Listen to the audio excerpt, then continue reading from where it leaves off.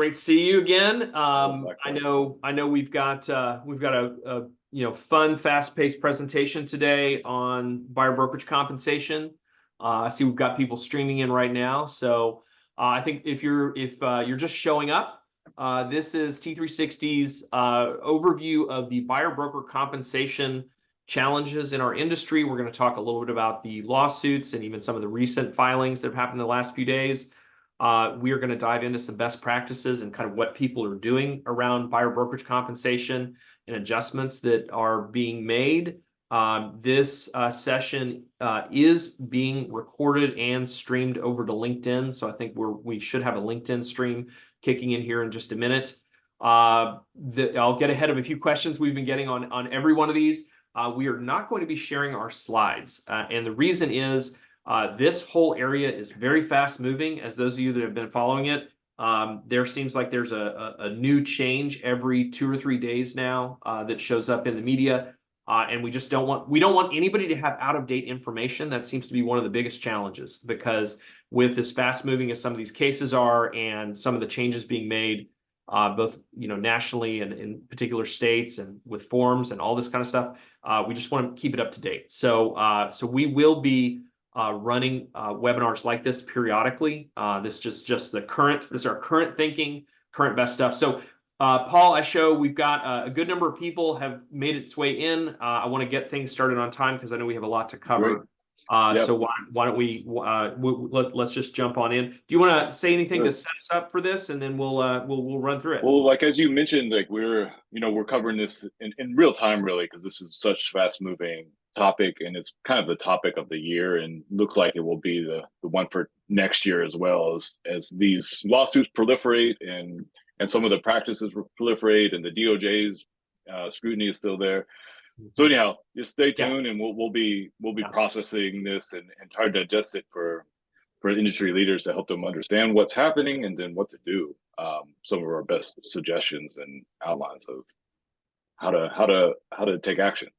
Yeah, I see some familiar names on our call today. Thank you for joining us. We've many friends of T3 here, so welcome back. I'm not going to be calling out anybody's names because people are particularly sensitive about this topic. So we're going to keep it to ourselves. But let's jump on in. First thing first. Necessary to have an antitrust disclaimer right up front. Real estate agents and brokers should not discuss fees or commissions with other brokers, as it is a violation of the Sherman Antitrust Act, which prohibits price fixing, group boycotting, and other antitrust violations. As the commissions lawsuits in play are directly related to antitrust, we feel like it's very important to say that. I'll also say that Paul and I are not attorneys by either temperament or in actuality. So anything that we discuss today is T360's, based on T360's analysis of the issues. Our sister company, Real Estate News, has done a lot of reporting on the compensation lawsuits. This is also based on a lot of our conversations with state associations, brokers that we're working with. So a lot of this is distilled from those and from our research. It is to be considered business information that you should use or can use. If you have legal questions, please talk to your attorneys, especially because in most areas regarding agency law, there are specific states or Canadian provinces that will have governing authority over how agency is practiced in your state. So anything that we say regarding the agency, I'm going to try to caveat and say, look, you need to check with your state, or if you're in Canada, with your provincial agency law. So this talk today is intended to get everybody up to date. We're going to build some background on a little bit of the background. Some of you have seen one of these talks before, so this will be a little bit of a rehash, although I'll tell you the first part, we have a lot of updates because of all the recent filings. So here's what we're going to cover. The latest updates from a news perspective, what's happened, what are the new courses, and what's been filed lately. Implications of this. These implications really come from the 2 trends report chapters that we've written on this topic in the last 2 years. So we're gonna dig into those. Actions to take now, things that we recommend brokers, agents, teams, anybody that's practicing in the industry should take now, and that's important. That's probably the highest value of the whole conversation. And then if we have some time, we'll do a little bit of Q&A. We will make an offer at the end. We have a program that we put together called the Buyer Brokerage Action Pack. It is a video series. It's some additional materials. It's all designed to be played, at your sales team meeting to educate your agents about what's going on. We have been updating it. I think Paul's going to talk to us a little bit about some of the updates and some of the changes we're making to that, as this is a fast-moving issue. We'll make you an offer at the end. If you'd like to be part of that. That program also includes weekly Ask Me Anything sessions that are private, not recorded, just for people to come in and ask questions and have real conversation about how to handle changes in the industry. So the latest plus what's next. So Paul, I'm gonna give this over to you to talk to us a little bit about give us the background here on the scope. Well, as we know, this is hitting a lot of the big players in the industry, a large part of the country. I think there's been, if I count, maybe 10 lawsuits since November. And yes. the point is this is going to proliferate. And you can see, I think there was one just filed on Friday in California. So we have new state particularly involved. The biggest companies are involved. And even some of the newest lawsuits, like the one in Texas, is starting to go after smaller associations and brokerages and teams. So this is starting to get into the tentacles are spreading into all facets of the industry. And as we've been saying, this is coming, and the impact is going to be increasingly felt at deeper levels within the industry. And so all the more reason to pay attention and kind of get ahead of what's happening and respond accordingly. And important, the lawsuits get a lot of the press and the headlines and the attention, but the DOJ is still there, which is actually kind of the foundation to a lot of what's happening with the lawsuits, because the consent decree in 2019 or 2018, and that's when the lawsuits happened. And they're still reviewing, and they just in December 1st, they had a meeting because they're looking to reopen their case against NAR, and there's a hearing. So that's still pending. That's a big thing just to be aware of. And they're involved. They commented on the settlement proposal in the MLS Penn case. So the government, the federal scrutiny is there along with the lawsuits. Yeah, the civil actions are just part of that. The regulating authorities being involved is the other, probably just as notable, if not more notable, concern. So let's review really quickly the lawsuit allegations. These are, by the way, these are allegations. I will say neither Paul nor I agree with these allegations, as blanket statements. So I'm going to run through and talk about them. We don't necessarily agree. I think all of them can be debated. That debate is happening in the courtroom. It happened in the Sitzer Burnett case, and the jury ruled on what they heard. That is being appealed. So these are just allegations. Again, these are not things like, I think when I presented these before, I think somebody said, "Well, whose side are you on?" It says, "No, this is not. This isn't us. This is like." And this is, by the way, also our distillation. We've read all the different court documents and Paul's research and work to prepare for writing the trends report to really distill these down to 4 things. These are the 4 things that the compensation structure whereby a listing broker offers compensation to the buyer broker and their agent, the cooperative compensation structure has caused impacts to the consumer that are negative under antitrust law, and these are the 4 that it has caused compensation to be. And it's pretty remarkable. Like there's like 13 total that we're tracking lawsuits, and they pretty much all have a version of this. There's some minor tweaks. Like for example, there's one. Most of them are on the home seller side. There's one that's continuing to go after the representing home buyers are the ones that were impacted and the plaintiffs there. So these are like, if you distill it down, this is kind of what's at the heart of the. Yeah, this is really what the issues are. That cooperative compensation structure has caused compensation to be high. Now, I will say, against a backdrop of commissions declining over the past 20 years, I think that's how we would debate this. If you look at Anywhere's public filings, a huge real estate company, they publish their compensation rates, and it's been in decline. We're actually nowhere near what the plaintiffs claim are the standard compensation in this industry. It's closer to 5% now, and that's the last time I'm going to mention a specific percentage. That's based on Anywhere's public filings. I mean, you can go look at this. It's in their public filings. It's a huge company that has tons and tons of transactions, and therefore has the data. Second item, steering the listings with higher commissions offered. The claim is that when higher commissions are offered, that's causing agents to say, well, I'm only going to show homes that are above a certain percentage, or I'm going to steer my clients to homes that have a higher commission rate offered. Obviously, against the COE, not allowed in the Realtor Code of Ethics, and is a big claim. The third claim is that many buyers have not recognized that they can negotiate how their buyer's agent is compensated, that is available to them. As all agents and brokers know, everything is negotiable in real estate. The claim is that most buyers did not know that, were unaware of that, and that's part of their claim.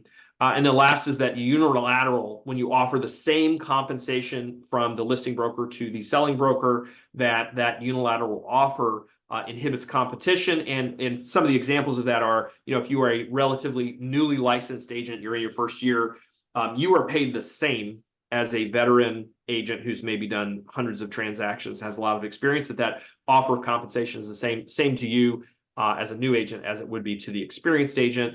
And counter is that, like, hey, the job is the job is the job. The person did the job, they get paid. That was the terms of the agreement. So I think there's very obvious counter arguments to all of this, but these are the allegations, and fundamentally what the case is about how that compensation works. So this is, oh, good. So we have a slide on this. I'm glad we added this. So yeah. So this is the core of it. Seller and listing agents set compensation primarily 4.8 to 5%. So hey, there's the percentage that comes from anywhere commission rates. That is, again, anybody on this call could go look that up and get that information about how that works. And the scope, I think we have here $100 billion in annual commissions. This is just presenting clearly what's at stake, or the whole thing is about is kind of, summarizes a lot of what's at stake in those. And I think it's interesting. We can talk about this in the implication section, but I think the plaintiffs like to claim, well, that we're going to shave $50 billion in cost off of consumers, and I think that's nonsense. I mean, I think it's just nonsense. There's work that has to be done in order to help buyers get through a closing. That work is going to be done by somebody. Maybe it's the listing agent in the future, or maybe a listing agent or a listing broker takes on more of that work, or buyers agents who are very skilled and talented and can sell their services are going to continue to do fine. So I think it's nonsensical to say, because the work is still there. These are still costs for getting a buyer through a transaction and all the work that buyers agents do. So, and as we'll discuss later, the value of a good buyer's agent is it's they earn their money. There is a reason that professional investors in real estate work with brokers on the buy side. There's very much a reason for that. So proliferating lawsuits, we talked a little bit about that. You want to take us through a few of these, this is just a list of some of the ones that have come since November. And I think there's maybe even one or two missing from this list. But South Carolina, you can see this by state: the South Carolina, New York, Texas, Georgia, Pennsylvania, Florida, and then California. I think that's localized to the Bay Area, but it's been about once every 2 or 3 days. Like we're seeing a new lawsuit. They see the playbook, and they're just copying and pasting to a large degree. The same arguments to these different regions. Yeah, absolutely. And then what's next?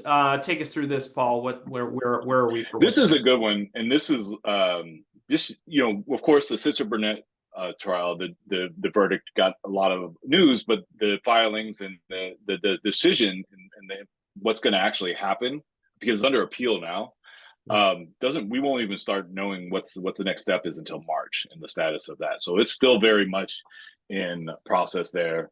And then the no split case, which is the MLS pin, there was a proposed settlement. The DOJ has made a comment on that, and that's a ruling scheduled for spring. There's not a precise date there. And then the moral trial, which is like the Sitzer Burnett, it's the class action. It's been around for a long time. It's expected to go to trial in 2024. And this one is probably a really wide-ranging jacket. All these are localized by state. This is 20 MLSs across the nation. It has some big defendants as well. That's national. And then, of course, the DOJ, they have that pending motion to dismiss their investigation into the NARS practices. And then we've talked about some of these, but these are some of the responses they've taken. I think most of our audience is probably familiar with some of these. Like NAR, of course, is appealing lawsuits and fighting them and going full-throated into that. Other industry defendants are as well. Remax and Anywhere, of course, have settlements, and those are pending court approval, which are expected in 2024. So that's good to note. They could change. Who Yep. knows? But there's that. That's still, it's good to know that it's not inked yet. It's not, but it's it's kind of hasn't been executed yet. And then Redfin, of course, has broken with NAR. And in associations and MLSs, Jack, I know you're having some conversations with folks, just like brainstorming of what's the future relationship with NAR and the National Association of Realtors, and what does this mean, and how do we move forward, and what's this is part of the deeper, bigger implications of this big kind of scrutiny of a foundational piece of the industry. This is there what's going to happen there. And then, yeah, there's definitely conversation in parts of the association and MLS community about NAR affiliation. No one's taken a move there yet, Paul. So I don't think anybody has really said, "Oh, we're actually going to leave. We're going to disaffiliate. We're going to do something different." But we are aware that conversations have been happening. Yeah, I think another interesting one that Revney, which is the listing marketplace for New York, operates a listing marketplace in New York. They're going to prevent co-broke compensation starting January. I mean, that's. And what is that? Does that mean they're just going to remove the field, or what does that mean? They say you cannot. For the way I understand it, is that the listing broker cannot share compensation with the buyer broker. It's a step further, which I think is notable. And they're not. I think these are broker owned and not necessarily NAR affiliated. Right. So there's. No, they're not. They're a little bit of outside the system to a certain degree, but that's the fact that they're saying prevent. This just shows some of what some groups are trying, and that's a notable one because they're in a big market. Yeah, it is. It is notable. And then we are our sister company, Real Estate News, is covering this. We did have they did have a reporter in the room the entire time for the entirety of the Sitzer Burnett trial. Paul and I have both spoken to him, and so they will be continuing to provide coverage there. And there's a short link down at the bottom to keep up with that. They have a great that goes to a link, and they smartly have one page that has lists all the websites, all the lawsuits, and the status of each. And they're regularly updating that. So that one is a very useful one. I found it very useful. Just like they're tracking this on a daily basis, and you can get accurate information very timely. So and you can get to it if you just go to the Real Estate News homepage. If you go midway down the page, there's a blue bar that says commissions, lawsuit updates, and that blue bar also takes you to that same page. So really easy to stay on top of what's happening there with Real Estate News. All right, next, let's talk about implications. What does this mean? So I've personally been in a number of conversations with several large associations, several state associations, and some broker advisory groups over the last 2 to 3 weeks. And so these are some of the thoughts I've been sharing with them that I think that as an industry we need to consider are real implications of this. One is this is even with the narrative that we're going to appeal it, we're going to fight it, we're right on the facts and right on the law. There's a lot of different rhetoric being talked about with these lawsuits. With all of that, I can accept all of that. I can say, great, go fight, win. We're gonna do all those things. It is not going to keep the media from writing about it, and we're seeing this consistently now. Every time one of these lawsuits is filed, there's a flurry of national media that is writing about it. There is local media, statewide media that's writing about it. So at all of these, we're seeing it's going to continue to show up in the press. Major actions in any of the lawsuits or results in any of the lawsuits will be written about. It will be talked about. And then I can say separately, for this has a downstream effect. This is going in front of consumers that read newspapers or read things online or see things posted in social media. And the downstream effect of that is that real estate agents and brokers are meeting with consumers, and consumers are saying things like, hey, I saw something about I don't have to pay a commission anymore, or I saw that commission, and their interpretations are wild. They're just wildly inaccurate many times, like, oh, I heard commission, paying a buyer's agent any commission. I also think, Jack, it's part of, and I think you can test this, I can too, is a lot of consumers I don't think understand exactly how it works. And I think this news and this Correct. coverage is giving them like, okay, that's how it works. And so it's just maybe more detailed answer questions they'll be asking of like, okay, well then what is this and how do we work and what do I pay and how? And so Correct. that's kind of the big thing because these are major. I mean, this Yep. is the biggest of the big companies here covering Correct. this. Correct. Yeah, correct. And so that's going to continue to happen. For what it's worth, I'm in a lot of Facebook groups with agents and read them at various times of the night when I can't get sleep. And what I find is that there's agents are experiencing situations where they are at the kitchen table discussing a listing agreement, and this is coming up. And so regardless of our perspective on whether the industry is right and should continue to fight, or the appeal is going to be successful, or whatever, we as an industry have to be ready to talk about it with our consumer customers and clients to describe what's happening. And here's what compensation is. Here's the services and value we provide. Here's how it works. We're going to have to be very good at explaining that, perhaps better than we've been before. And this is not just buyer's agents. This is listing agents as well, because listing agents are being, I've seen these posts to say, hey, I met with my first seller today. They said they didn't want to offer anything to the buyer. And so your agents need to be prepared for that conversation. And you have a pretty crisp answer for that to say, here's what you're doing when you don't offer compensation, or you don't offer anything that will help a buyer achieve the transaction. Which, seller concessions are not a new thing, and helping a buyer pay their agent as a closing cost seller concession enables more buyers to come to the table. And which, by the way, as long as everything appraises, they can finance those costs, and like that gets financed into their loan. So it's a little easier. And as those on the call know, we're having tremendous problems with housing affordability. And it is the worst time to have to go to say to a prospective buyer, hey, you need to pay not only very high interest rates right now, you got to bring a lot of money to the table for your down payment, but now you need to pay your, these additional closing costs, which, in the past were covered by the seller under a compensation agreement, but, now may not be. So it's a terrible time for that. And so explaining that to your seller, highly valuable. So these media hits are going to keep coming. Our agents need to be prepared. The industry needs to be prepared to talk about it, talk about compensation confidently, accurately, and here's the services and value we provide. That's the antidote there. Let's talk a little bit about the implications beyond that.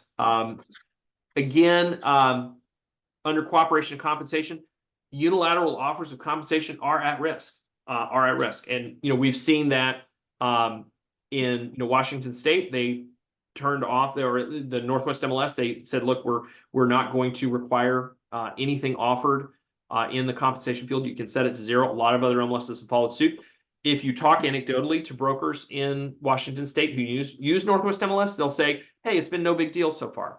But this was all prior to all of these lawsuits and this drumbeat. So there is risk. The consumer in their own mind will decide this is problematic. I'm a seller. I don't want to offer compensation to the buyer, or I don't want to offer a seller concession to the buyer in order to help them with their closing costs. So it is at risk. And I would also say that we are not the industry's not in control of this. We don't have our hands around it, and there's nothing to prevent some sort of settlement or some sort of agreement that could do things as dramatic as saying, hey, we're just going to remove the compensation field from the MLS. It appears to be what the FTC wants to have happen, that they say, look, because they almost have a counterexample. If their thesis, Paul, is if the thesis is commission rates are too high and we think it's because of this cooperative commission thing, and oh, by the way, we've now had over a year of allowing a very large MLS to offer zero, where zero is allowed. Oh, and nothing's really happened. It hasn't really impacted the commission rates, right? So if you're arguing from their perspective, they say, look, well, we've got proof that if you allow it to be set to zero, there's still this cooperation element happening, and people are still putting numbers in those fields or allowing that compensation. There's that deeper implication which we have noted here of then, because the compensation is a foundational piece of the cooperation here. Yes, and this is what we all know, that real estate is unique. Residential real estate in the US is really unique in that we share all their listings with each other into these marketplaces. And if that starts breaking down, the incentive to put them in there is that they know that if on the other side they're gonna, there's an agreement there. So it's the benefit of that. That's something that's that's an implication that should be part of this thinking. I mean, that's not for us to decide, but it's definitely an important part of Yes. the way the industry works now. Yeah, and it's really interesting. And it is under pressure. It is at risk. It's not to say it's going to change overnight. And I think in our conversations, there are very good reasons that sellers would offer seller contributions to help a buyer get a deal done. That's normal. That happens all the time. There's nothing unusual about that at all. So under that banner, we think that I don't think cooperative compensation in the sense of that's happening is going to go away, but it could be under great pressure. And we may be in situations where we need to explain it better, or we need to get the buyer's agent agreement signed. Under finance, lending changes seem likely because of the pressure that this creates for first-time home buyers. VA buyers are under a really bad spot because they can't pay their buyer's agent out of pocket under the terms of their loan. They're not allowed to. And so they're not supposed to be bringing, payment to closing to pay their buyer's agent for their services. And so it has to be some sort of seller concession, right? It has to be a concession from the seller. So it does seem likely that loan caps will be raised in order to finance some of the closing costs that are related to compensation of the buyer agent for buyer agent services, the listing or the buyer broker, right? So it seems likely that will happen. We encouraged in our July letter to NAR that this should be a top lobbying issue for them to say, look, this is creating enormous affordability challenges, and we need to have solve that. So those are kind of more immediate implications. And then Paul, I know you had written at length in last year's report about some of the implications to compensations models, all of that, that those pieces are. There's just some threads in each of these that if this really takes on and if they're decoupled, the commission or compensation gets really decoupled from the list side and the buy side, then there's all these other implications potentially that comes. Like there's the compensation of you could have variable buyer broker compensation more as we've talked about. It could be more buyer market based in that, hey, as we know, sometimes it's really hard to find to represent a buyer and find a home, like in a lot of markets now. And maybe that's more relates to like, okay, well then in that case the buyer broker will earn more. Yeah. So that's kind of I think that we're going to see more variety in terms of compensation because of this dynamic. And and that's probably not a bad thing. I mean, there's a case to be made, like you said. I would say in the market we had 2 years ago, buyer's agent, when it's crazy and there's all these multiple, buyer's agents really earn their money. And like they had to do a lot of work to get a transaction done. And when you've got such a inventory constrained market, you have to be quite savvy to actually win in that situation. So and then there's potentially like at the top of the list there is the new ways of charging consumers on the buy side, for example. Like, well, what if it's a retainer? It looks like maybe in another professional services field, like just do a monthly retainer while we have engage for the duration of the term, and maybe it's an hourly rate or a combination of those. And you can see these, if you start pulling the thread, you can kind of see what potentially could happen. And same thing with, go ahead. Yeah, well, there's some opportunities there. I mean, this is an area where if you're enterprising and say, look, I'm going to create some really easy to understand, first-time home buyer type of fixed fee models that may not be that much different in terms of the actual money, but maybe just easier to explain and say, look, we do this or we do things a little bit differently. So I think the new models, I think enterprising people will find ways to work through this situation. I think the professionals are going to figure it out always, and that may lead to some new business models and different focus. Some of the real estate teams are very good at adapting to things like this quickly. They tend to be more aggressive. And then let's run through these quick. We got a bunch of slides I want to cover before we wrap up. Okay. So I'm just going to move super fast. So agent consumers, we do think this is going to create, we've already saw this last month. We had 5,000 agents exit the industry. A lot of that's due to the slow market, but also I think that if it becomes harder to operate Some agents will just choose, especially if they're not full-time in this industry, they say, you know what, this sounds like a lot of trouble. I don't want to have to learn how to navigate in this new reality, and I'm going to get out. At least initially, we think a limited buyer pool, because if you put a cost, even higher cost on the transaction, you put it on the buy side, that's the side that needs a lot of help right now. There's a lot of buyers that, especially in median, below median income, that really need, they just don't have the money. They just don't. So it's going to limit the buyer pool. Question on lower broker compensation overall. Some of the compensation may move around. We may see more transactions that are done in-house where, the buyer is essentially unrepresented. But those activities will still be paid for because there's still work to be done to get those transactions closed, with a less service being provided to the buyer. So some of that may move around. And lastly, lower home prices. I mean, I think this has been a central point in arguments related to the lawsuit. And we just don't see it. That's why there's multiple question marks there. We're talking about it's a closing cost. And, and I heard someone say this on another podcast recently, like, because if you have a seller and they're underwater by $50,000, that doesn't mean they get to sell their home for $50,000 more, right? That's not how that works. Closing costs are closing costs, right? It's just part of it. So I think it's it does not. I can't connect the dots between, hey, making the cost of transaction slightly less expensive leads to any dramatic changes in home prices. I can't. I can't. It's like the cost to do it with the price and the closing costs. It's roughly the same. It's just how you move money around potentially, and that's Yep. some calculus math to figure out. All right. So let's run into actions. So again, I'm going to be pretty fast here. These are things we've been working, our consulting team's been working with about 20 different brokerages that we've done in-depth audits and worked with them. And we've been brought in to talk to some, statewide organizations about how they're doing business and some of the actions and changes. And these are some of the recommendations and observations we have from that work. Brokers and agents, this is where to focus. Communicating buyer agency, buyer representation value is really important right now.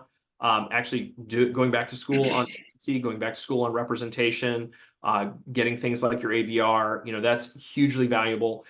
Being able to explain agency law, the forms, the relationship, what the obligations are, what a customer is versus what a client is, what it means to be unrepresented in real estate versus represented, hugely important. How to handle common objections, timing, when to do that comes up a lot. And we've got some broker best practices for you guys. So this is an example. This is one piece out of a lot of the materials from the Buyer Brokerage Action Pack. Agents do a lot on the buy side. I think this is something that we don't communicate our value as well as we maybe do on the list side. Listing agents have been trained like crazy in this industry, Paul, to describe all the things they do to help get the home sold. Buyers agents haven't had the level, in my opinion, of training that the listing side has had. I think I could probably, as grab anybody on it's here. It's a lot of speed on the buy side. It's like, hey, I need to see this house, and you just jump in, and it's like, and you just without even thinking about it, you're doing a lot. But this is like getting itemizing, because there's a lot about, you and I both know, there's a huge amount of value, and you speak very clear about it. So that's part of it. So this is one where it feels a little bit like the conversation about your congressperson. Like you go, oh, I think Congress is terrible, but my representative who responds to me when I call their office, they're great. And that's how I've had this conversation. Again, I sit on airplanes, I talk to a lot of people, and I will ask them. And again, this is not a survey, this is just anecdotally. They go, well, what, they'll say, oh, the real estate industry is, big ripoff, and they'll go, well, how was the agent you worked with last? Oh, they were fantastic. They did a great job. I couldn't imagine getting through the transaction without them. So I think there's that's the piece that's not being broadly communicated. And I think most buyer agents need more help here from their broker. So this is a big area for that. I think talking about agency, again, this is an example. There's a lot of different forms of agency in the US in terms of how it's done statutorily in your state, but being able to talk about the difference between a customer, or if you're in a transaction brokerage state, like an unrepresented buyer, what does that mean? What are the statutory obligations that you have towards a consumer in real estate versus the client obligations you have if they actually are working under a buyer representation agreement. If you can explain those well, people always want to be a client. Being a client's way better. Like, it's way better. You represent them, you're negotiating on their best interests, And they can give you and I confidential think we're calling information, this all out. that. This gets really wonky, and I don't think you need to explain this to everybody, but it's good to know just internally. It's Yeah. probably good before you might not need to like sharpen all this and like be able to explain to understand it all. It's probably good to have in your pocket just to really understand it, because the clarity needed to communicate with buyers and consumers now, it just will help. Yeah. This Yeah. part of this just really Yeah, help. and especially, we have a call out, especially in and we wrote about it in the trends report chapter, especially in transaction brokerage states where buyer representation is less common. It's less common in Florida. It's states like Alabama, Colorado. These are places where it's not always done. That may need more time spent. You may not have managers that know how to train to this. You may have, now there are other states where it's done like Vermont, very consistently as a buyer representation state. People sign a buyer rep agreement. There's other states that require it. So it's just understanding that you may have, depending on where you are statutorily, you may have more or less work to do, depending on how you do business. And I would also say, even just within the culture of a brokerage or the culture of a real estate community, if you're in a real estate community that doesn't do a lot of buyer representation agreements, you may have to sharpen yourself and your agent's narratives around what the value of being a client is versus being unrepresented in a transaction. And we talk about transaction brokerage here. Yeah. It's good to know about this. Again, just sharpening up dual agency, how that fits into your area, your local, Yeah. like the state, and then sub agent, designated. These things are, and we have these in the action pack just spelled out, so you can go through them. But it's more important now.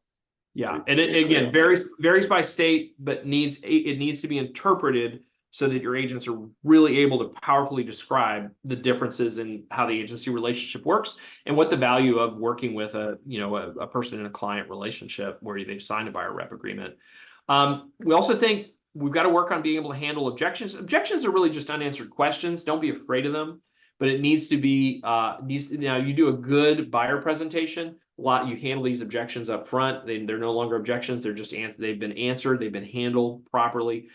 If you get a lot of objections from consumers about signing an agreement on the front end, then it probably means you got to take them back to the presentation and handle things like, well, I don't want to pay a buyer broker. Okay, let me explain how this works. This is straight. If you look at the forms in Washington, straight from their forms, they say, look, number one, we are going to seek compensation from the seller and for the services provided. So we're going to ask them for a seller concession to cover any fees that we may have. So we're going to go try to get that from that. If that number one, number two, if we get anything, it's credited towards any fee on the buyer agent side. So these are the kinds of objections that your agents need to be able to handle. Things like I don't want to work with just one agent. Okay, understand that. We can sign a limited agreement, limited by time period, limited to a single house, limited to a neighborhood. Like there's many ways to handle that. Your agents may need some help and training there. One of the areas that a lot of people have questions is when's the right time to sign it? Obviously, it's now become a lot more important to sign it earlier in the relationship so that by the time you're showing houses, you're not worried about whether or not there's compensation to pay for the services in time. I mean, an agent may spend anywhere from 20 to 150 hours on a transaction. I think we'd all want to know we're going to get paid at the end of that. And so, in general, we coach earlier is better. And maybe you have a practice in your office where you don't show any houses until you get an agreement signed. Maybe you go, look, I'll show you one house and then we'll decide if we're a fit. There's a lot of different ways to interpret this into your business model, but we'd say in general, it's time to move it to earlier. Last piece I'll give you is kind of some best practices for brokers. This again is in the buyer brokerage action pack in more depth. These are the things that we're recommending. Commit to buyer agency or buyer representation agreements being part of the practice going forward. We just think that's necessary. It's just necessary to protect yourself. By the way, it makes the agents better anyway. If they can get clients versus have customers versus have or unrepresented buyers or buyers that are in a transaction broker status, a client is a lot more loyal because they've signed an agreement with you. And it's not, we can debate, people go, oh, how do you enforce it? And is it bulletproof? All that kinds of, we can debate all that. But the fact that you get commitment on the front end and say, look, we're really working together. I'm going to really put my shoulder into this, finding you a home, make sure it works is better. Upgrade your contracts and policies for working with buyers right now. Super important. Super important to take people back to agency law, back to training, and get them comfortable with signing and asking for buyer representation earlier in the process of working with clients. Make the buyer brokerage fees explicit. Don't hide them. I've seen some forms that have come through us where it's like super compact. It's like little tiny print. I think that's part of what gets us in trouble, right? I think that's the consumer's not understanding. And encourage yeah, the conversation with the consumer, because sometimes that's not always as clear a conversation as could be. Yeah, it needs to be a clear conversation. Yeah, don't put a 20-page legal document in front of them.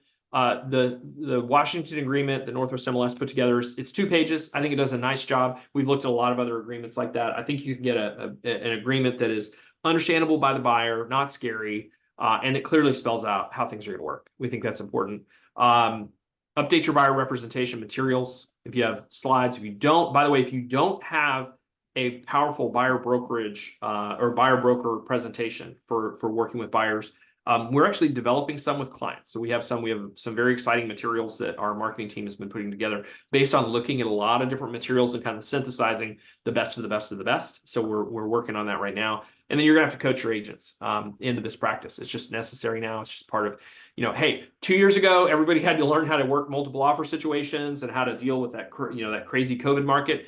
The market of today requires they learn how to do buyer brokerage agreements and how to do that. The listing side, they need coaching too about how to talk to their clients about the function of, additional closing cost concessions towards a buyer's commitment to pay a buyer's agent. That's important. That's lots of it. So, and then I'll wrap with, we do have more. I've been talking about it a little bit during this. The Buyer Brokerage Action Pack it's a video series, about 2.5 hours of content, includes a copy of the Swanepoel Trends Report, our most recent edition, and the chapters from prior editions about this material. Has workshop materials, has what you need to put it in front of your agents. As a matter of fact, I just got a text message from one of our team earlier today of like, hey, this is one of our clients that is presenting this to their buyers right now. Let me see if I can. Their agents right now. Yeah. So this is how it's intended to be used. You get your agents together, play it here. It's about 2 hours, about 2.5 hours worth of content. About 2 hours of that's really intended for the agents. So this is an example of how it's intended to be used, or you could, also deliver the content over Zoom, and then have a conversation with your agents about it. I also say we're doing audits. Companies are saying, hey, I want some help with this.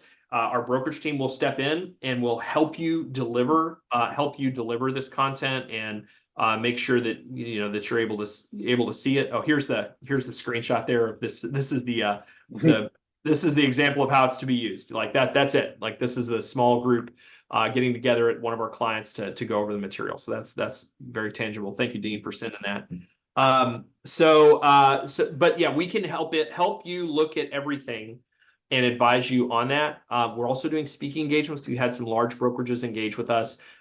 Dean and Lisa give a great talk that is tuned to the agency laws in your state. So we'll go look it up. We'll go make it match so we can talk about here's the recommended best practices for the state or states that you're in. We've done a few of those multi-state. So if you need some help describing how do we interpret, we're in transaction broker state. We're in a state that allows dual agency or doesn't allow dual agency. Let's talk about what the actual practices are. So we've sharpened our pencils on agency law in all 50 states, ready to step in. And then if you just need general consulting in this area, we're available to that.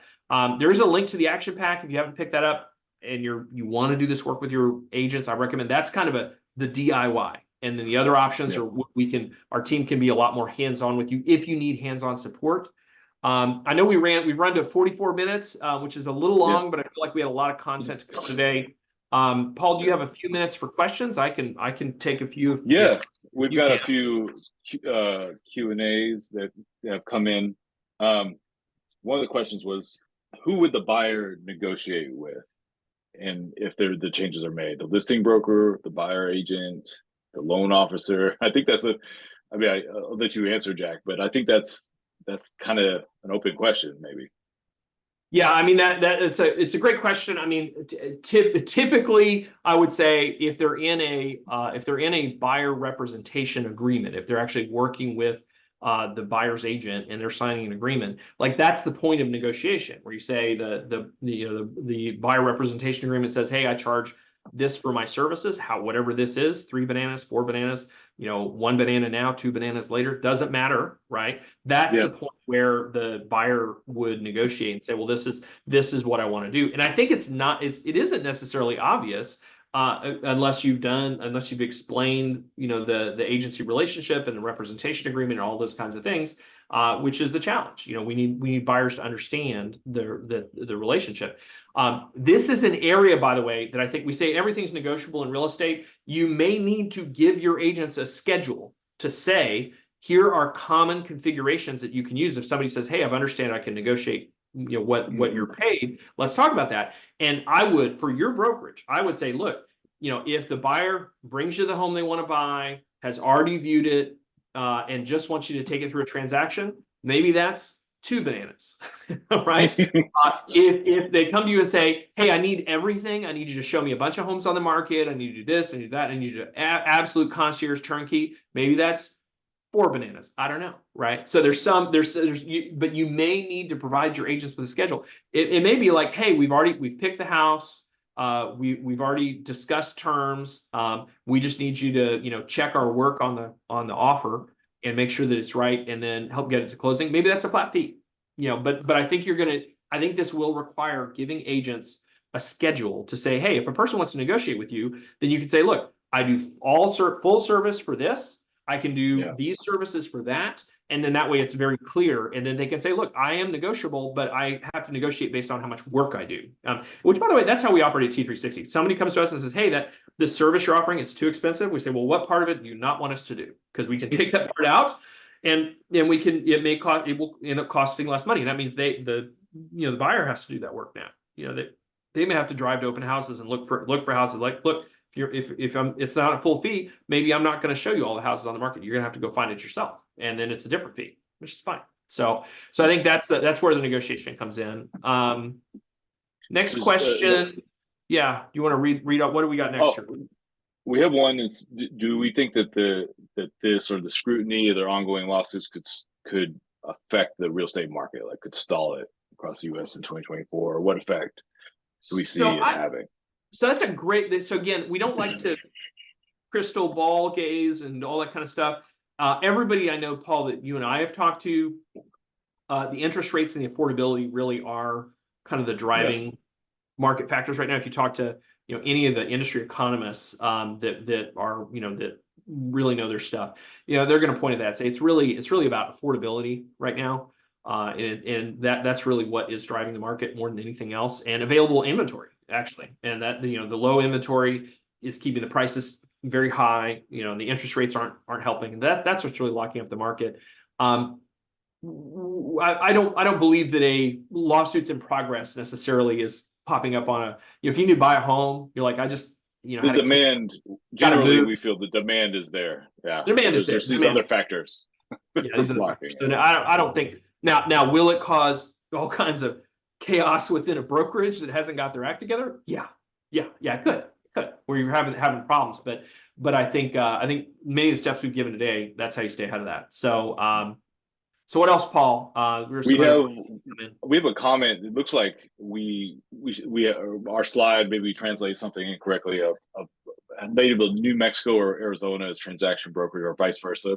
And just to the audience out there, we'll one of these lists is incorrect. Yeah, one of these lists, because this is New Mexico. This is New Mexico, and this is Arizona. So good catch. Some geography lessons. Yeah. So good catch. Yeah, we'll validate that and update that. That's thank you for that. This is why we don't hand out our slides, because we don't want people to have record of mistakes we've corrected, where we've made something like that. So that's a good geography lesson. Thank you for the eagle eye on that.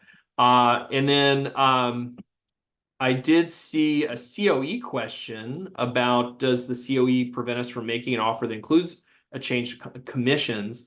So again, I'll stay up front. I'm not a code of ethics expert, right? That's not I don't think that's our area.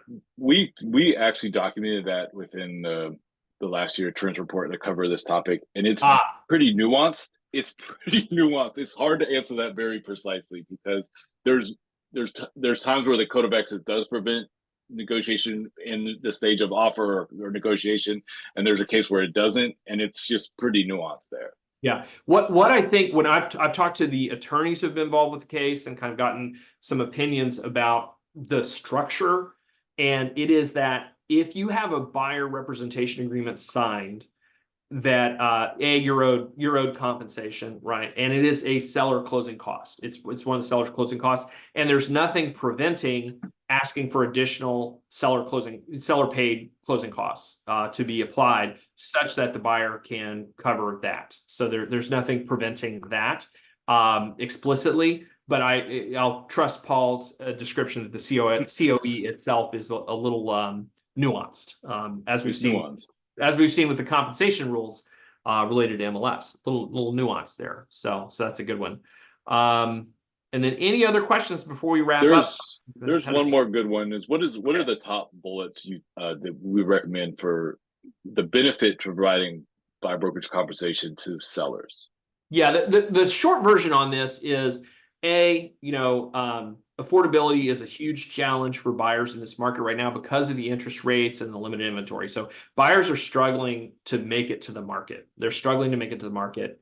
And if they have to come out of pocket to pay for the agent services on their side, if they're having to pay their agent, then that means that's impacting the amount of down payment they can make. They're not going to, so it will actually take homes out of the running. It'll make homes unaffordable because now their down payment has to, by necessity, be smaller if they're having to pay their agent out of pocket. So what you do when you offer a seller concession to assist a buyer is you make the transaction affordable for them because you're covering part of their transaction costs.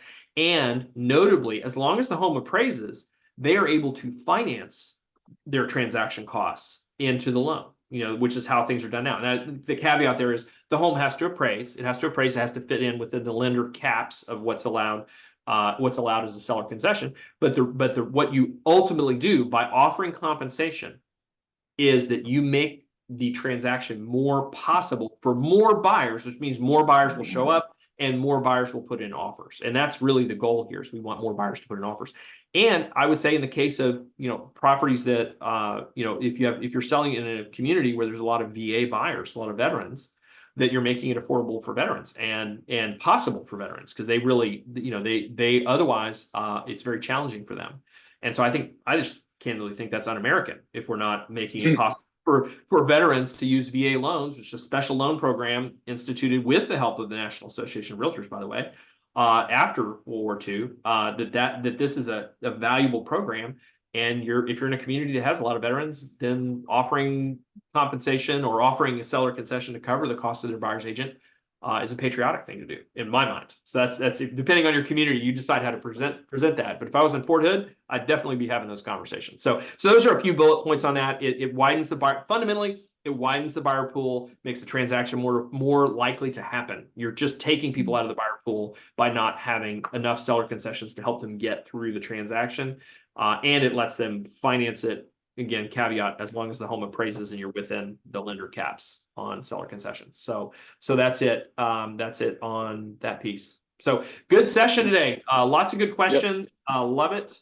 Love that. And then if you would like conversations about this a little more regularly while we're going through the change, the Buyer Brokerage Action Pack, we're doing a call every Friday, usually a half hour, 45 minutes, anonymous questions. Anybody can come in. The calls are not recorded.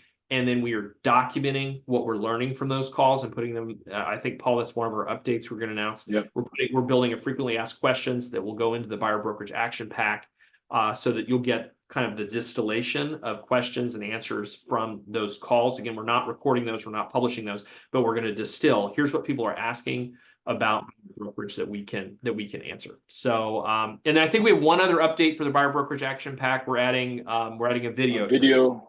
Yeah, you did a video with at the T3 Summit in talking as a Q&A with James Wiggins, and about the topic, and we're adding that. So the point is that the action pack is going to be regularly updated. So you buy it, you're going to have fresh materials there, and it's meant to be kind of a real-time resource for you to kind of stay up to date and coach your team and get some structural support for some of the changes happening that you can can process with your Yeah. leaders and your team. Yep. Very good. Very good. All right. Well, we will wrap it up with that. Great to have everybody on the call today. We look forward to more. Paul, as always, a tremendous pleasure to explore this material with you, and we Likewise. look forward to future sessions.